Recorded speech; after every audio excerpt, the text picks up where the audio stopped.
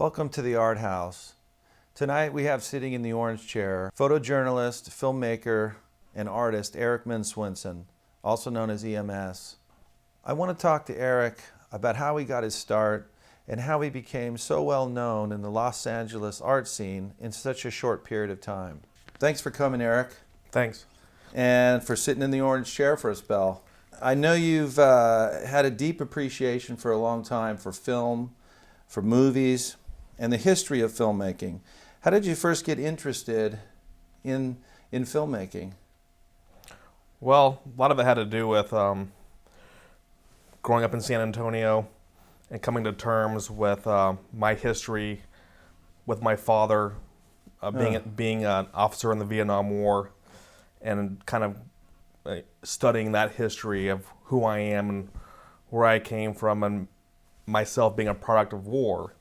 And so it was through studying the history of Vietnam with my father and my mother, and learning what that whole conflict was about. And in the meantime, there was Oliver Stone making his movies about his Vietnam experience when he was there.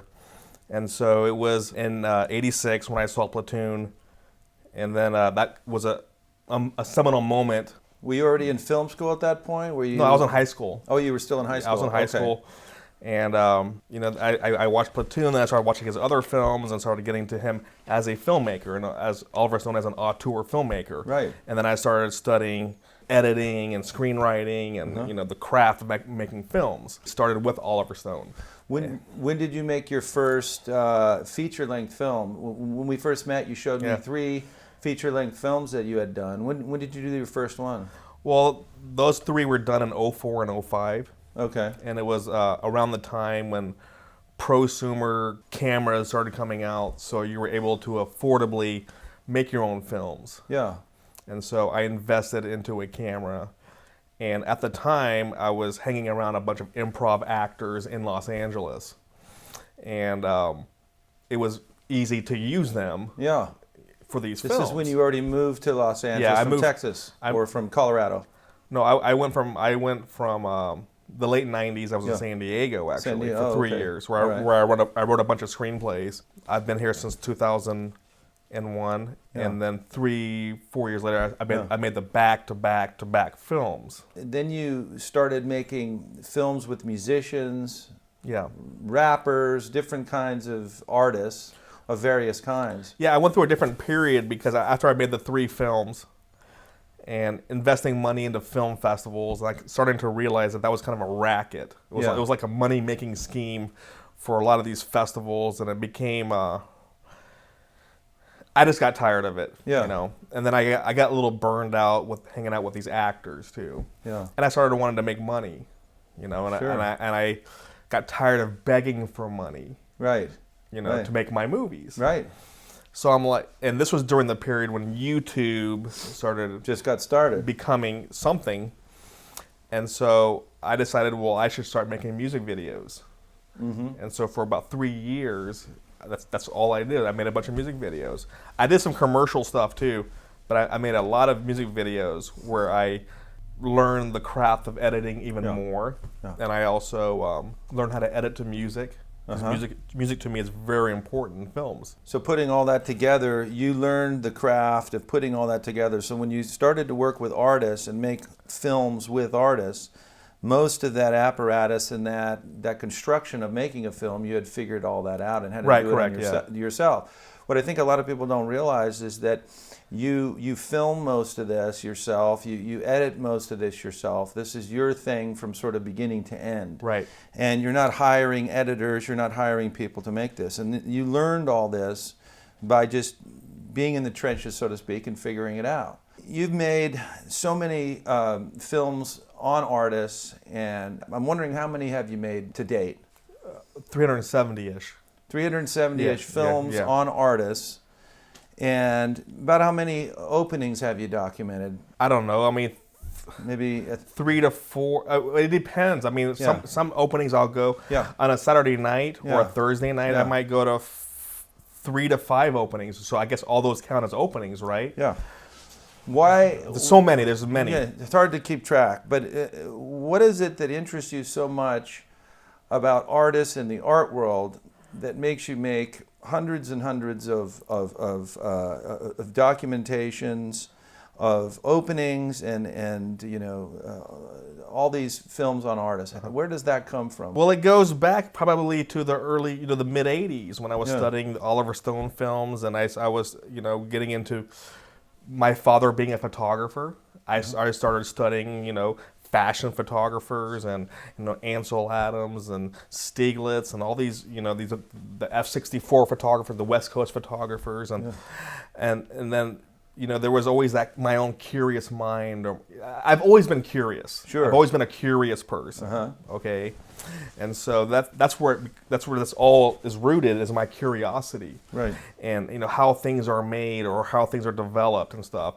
And so it was later on in life, when Amazon.com started coming out, I started doing searches for where are the Helmut Newton documentaries, where are the Richard Avedon documentaries, where are the Ansel Adams documentaries, and it was nothing more than just PBS stuff, and it was extremely limited. So there was a void, and so I did a few documentaries on my dad during film school, and I enjoyed it. Then I started doing some documentation of artist friends of mine, and it just grew from there. And then I realized that there was this massive LA art scene. Yeah. You go to these openings and you have sort of a presence at the openings. You're welcome to the openings, and it's got to the point where galleries will even schedule their openings based on when you're available. I would find it hard to imagine if somebody wanted to do what you're doing, since you've established this foothold, to have somebody else come in and do what you're doing. I remember years ago we were talking, and I said nobody is doing what you're trying to do, and I don't see that has changed. I don't know that has changed at this point. You've got this foothold, and is that the way you see it? I mean, do you see anybody doing what you're doing? I study history of military history. I study war history. That going back to my Vietnam roots, right? Right. And the thing is, to me, it's like a campaign. To me, it's like a military campaign. I'm trying to achieve air superiority of a certain area and certain galleries and institutions and museums. And the thing is that there's tons of people out there taking pictures. Yeah. But they're all using iPhones. They're using PhD cameras. Right. Push here dummy cameras. Right.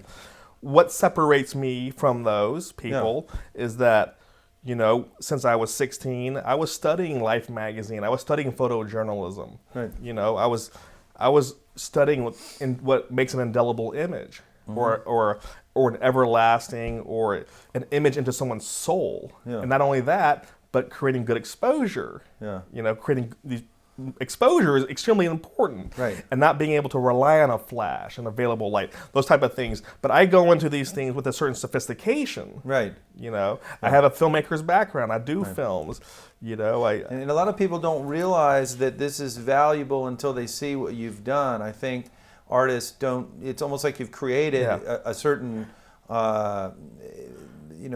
world of documentation that really wasn't there to a degree. I mean, there were people taking pictures at openings and so on, but not like what you're doing.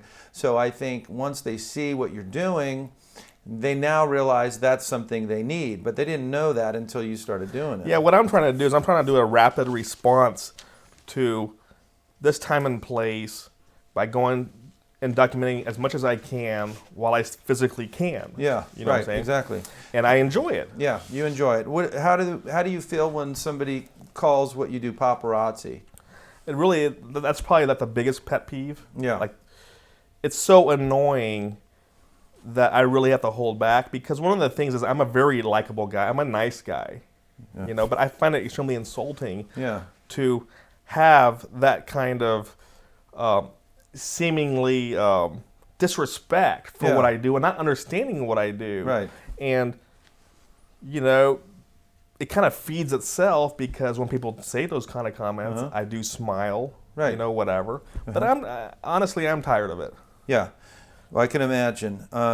So when you go to someone's studio and you decide to document their work, are some of these artists afraid to show you certain things? Have you run into that as a problem? They want to keep certain secrets? Does that become certain hurdles you have to jump over? Yeah, How does that work? it is a problem, especially because, when I show up at a studio, Yeah.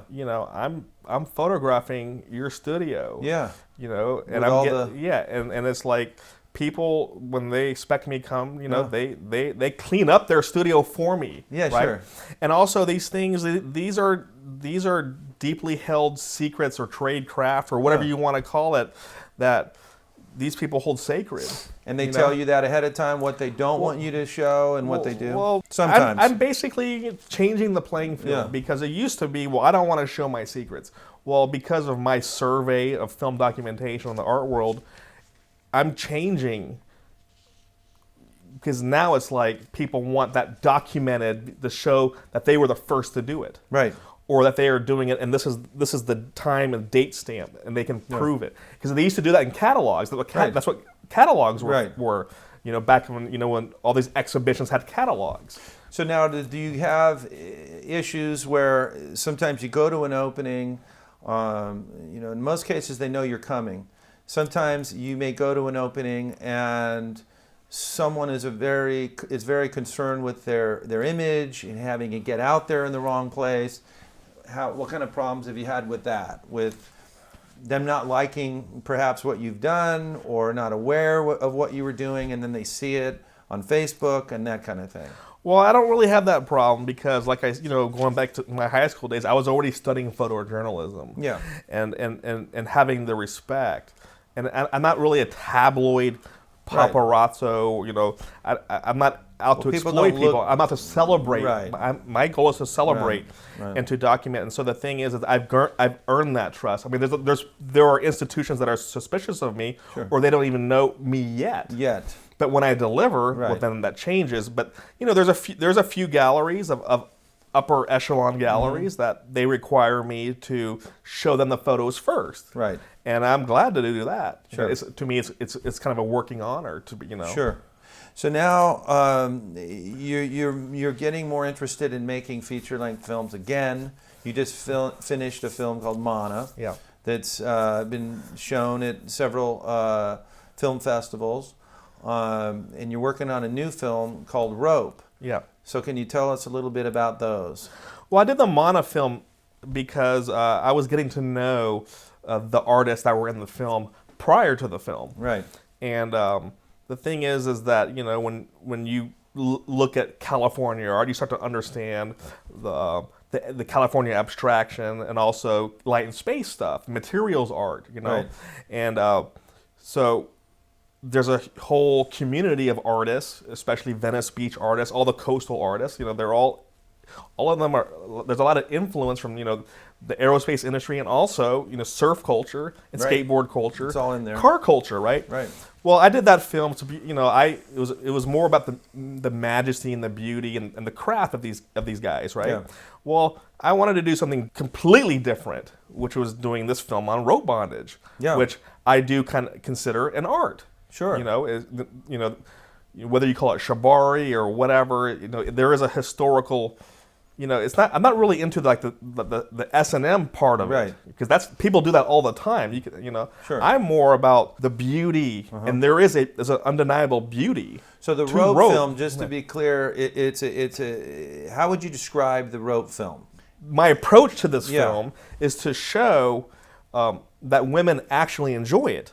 The film is also, let's not forget, it's about Damon Pierce, who's the subject of the film, and how he works with the women. Right. His process as an artist of a sort. He is. The movie is about this artist, Damon Pierce. Right. And the thing is that there are some criticisms. Anything of a major scale, you're going to get some criticisms. Yeah, sure. The criticism is like, why don't you do men? Why can't men get tied up? Well, because Damon Pierce does not tie up men. Okay, that's just part of his work. He doesn't work. Exactly. He works with oils. He doesn't work with acrylics or whatever. So that's his thing, and that's what you're trying to do is document his Sure. his process. So it's a collaboration of a sort then with this other artist. Yeah. You're both artists working together. Correct. So is he going to get sort of is he part of, is he a producer on it? Is he just a subject in it? Well, I think ultimately he will have a producer credit, yes, but you know we're still enticing executive producers to come in and put some money into that kind of thing. The film is being made regardless. Sure. And but so, distribution becomes an issue, and producers and all that stuff. So with this rope film, there's a certain art to what they do, and you're working with this artist who works with bondage and so on. What other fetish art are you interested in? When you survey LA art, all right, or art in general, right? You have this, the contemporary art scene. It's all sophisticated and erudite, and then over here you have in the corner you have this fetish art, right?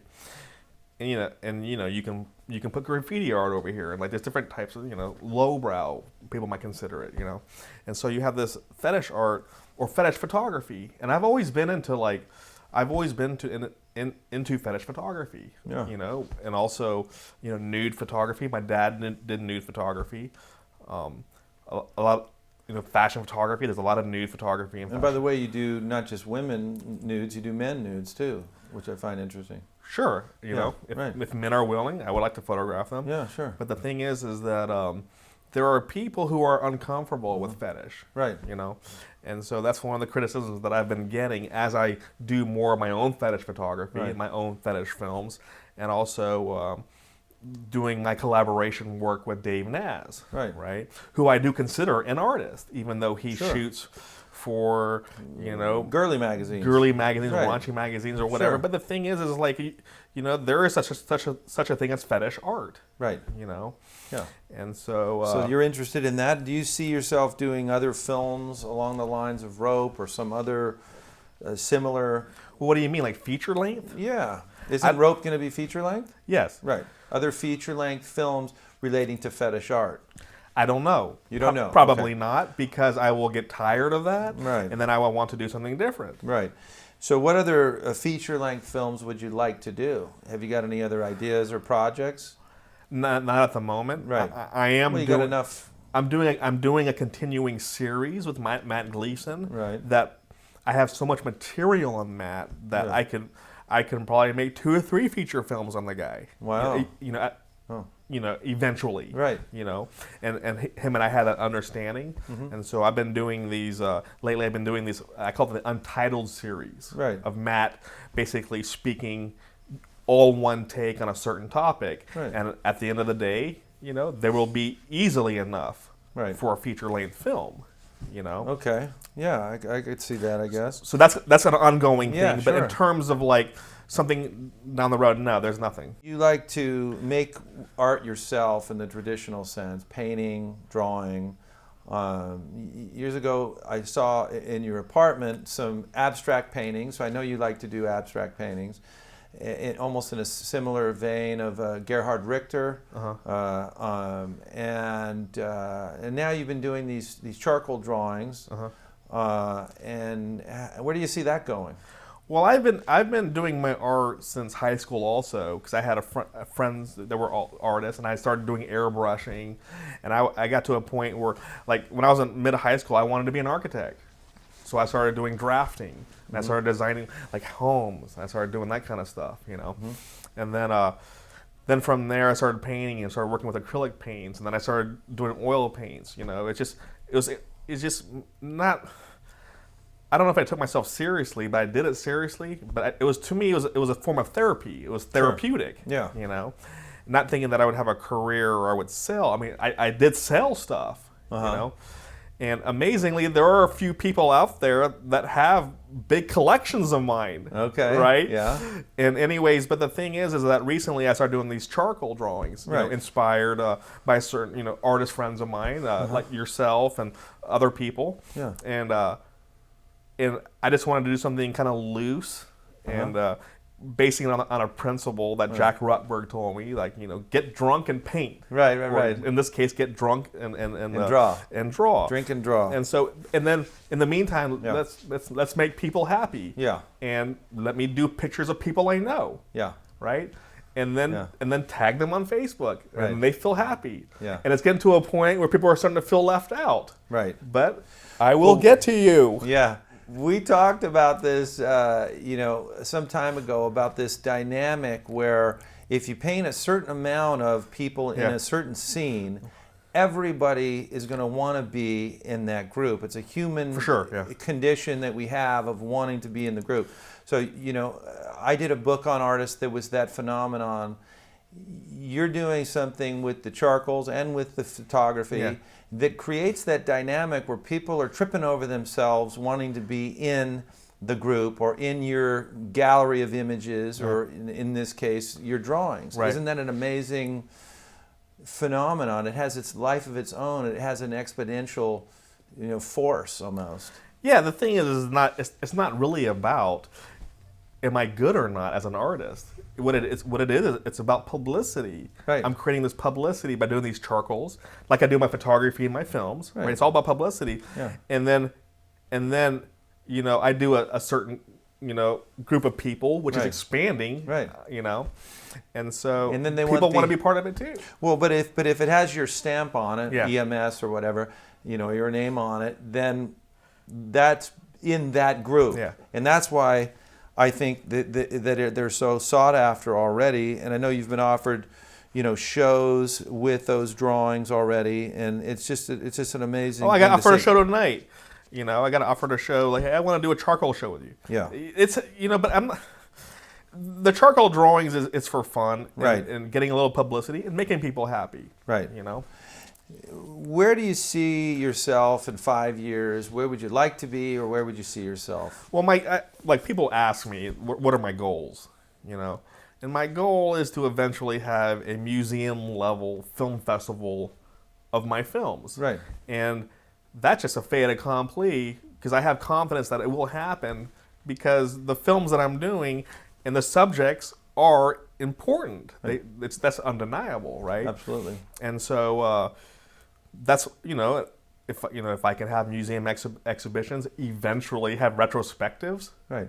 And those are my goals. And not just be considered a guy who's taking pictures at openings or documenting somebody's career through a studio visit and through a short film on YouTube, but to be considered a serious artist that does multimedia work, that works in traditional formats and traditional medias, and also very contemporary medias and new medias. Right. So obviously you're being pursued by artists. They want you to do films of them and take pictures and so on. What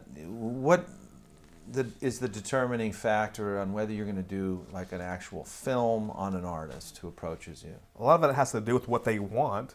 And what are they willing to, what is their budget? But what about if you like the work or don't like the work? Do you find maybe you can learn something? Maybe you don't initially think the work is so great, but perhaps by coming to the studio, you learn more about them. That's a process as well. Well, I will do studio visits all the time. Yeah. That's what put me on the map in a certain way. Right. Was shooting at all the galleries and then shooting at all the artist spaces. Right. And so the thing is that my time is becoming more limited. Yeah. So I already kind of know what I want to do in terms of projects that are coming out of my pocket. Right. Or,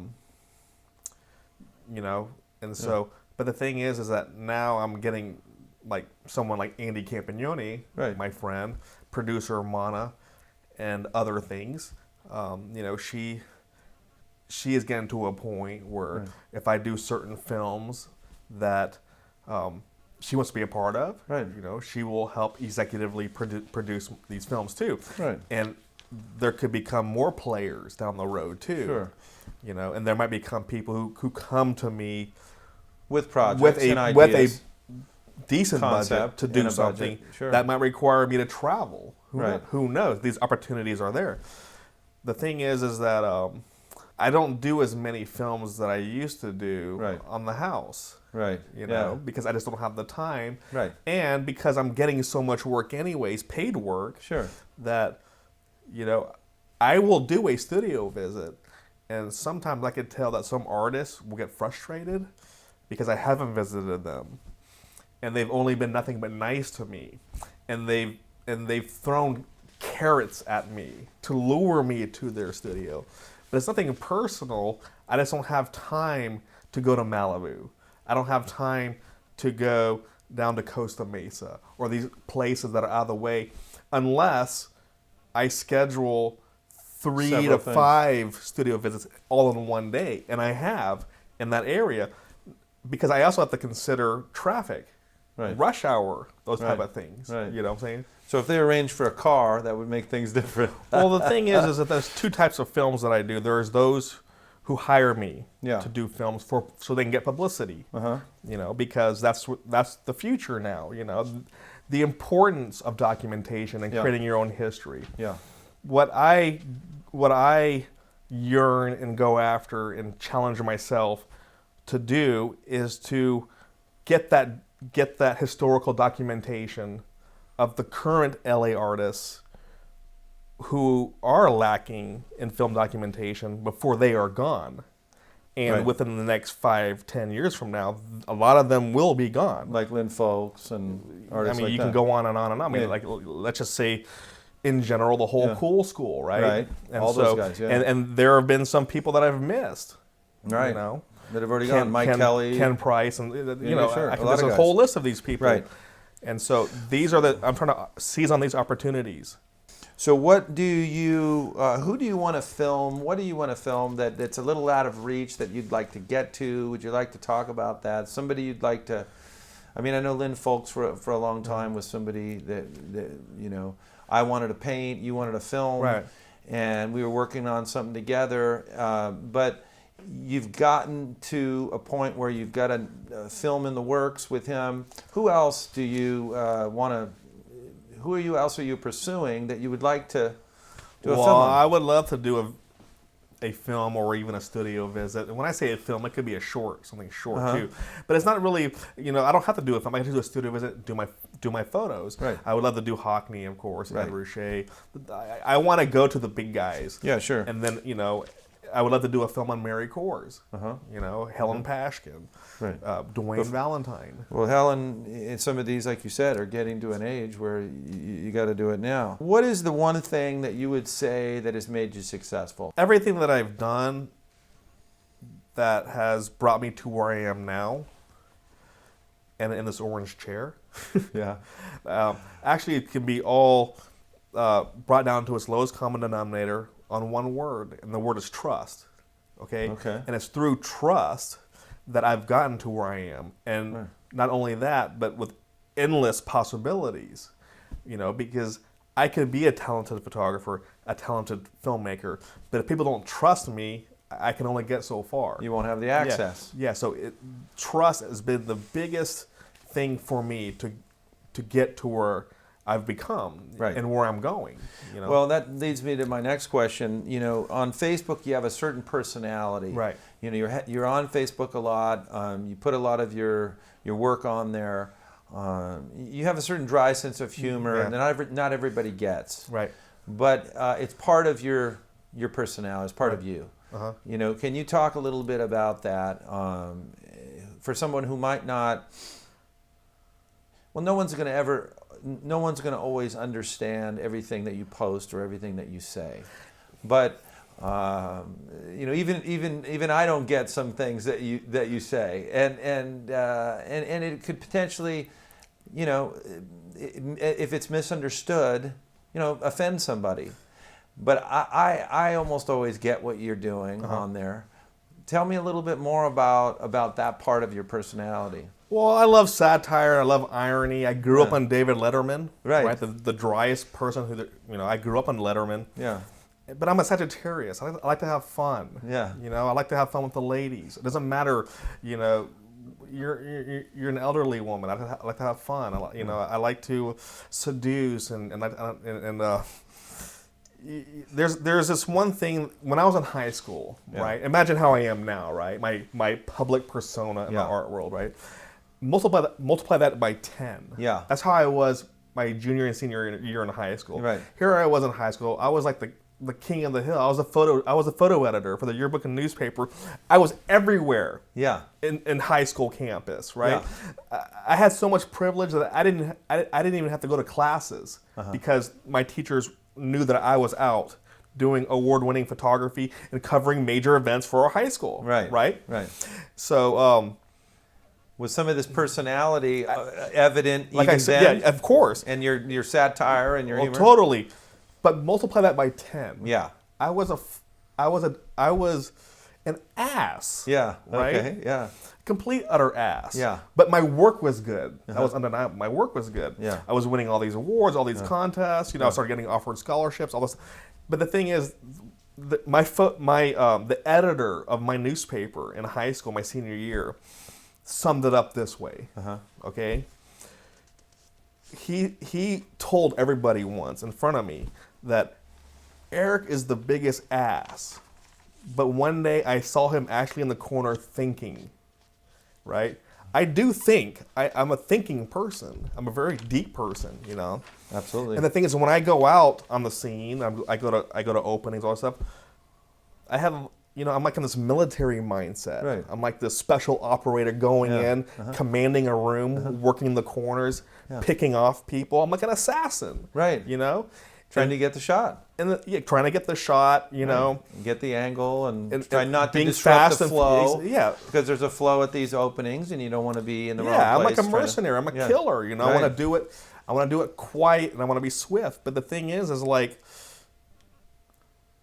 people take it hard to understand me because I have a sense of humor. Right. And my sense of humor is coming out more now because I'm becoming more confident in who I am and who I joke around with. Yeah. Don't you think in some ways it's a stress reliever too? Of course. You've got a lot of stress sometimes in these. You had one shot at it often. One opportunity, and there's a lot that goes into what you do. I go to openings now, and these are like big openings, right? Higher echelon, or what I call tier 1 artists, right? Museum level artists, and there's more energy and commotion around me than the actual artist. Yeah. Because I've created a personality. Right. And what I believe to be a likable personality. Yeah. But also deadly serious. Right. You know what I'm saying? Yeah, absolutely. Well, thanks for sitting a spell in the orange chair. Yeah. Really enjoyed it. Cool. Can I get this damn thing off?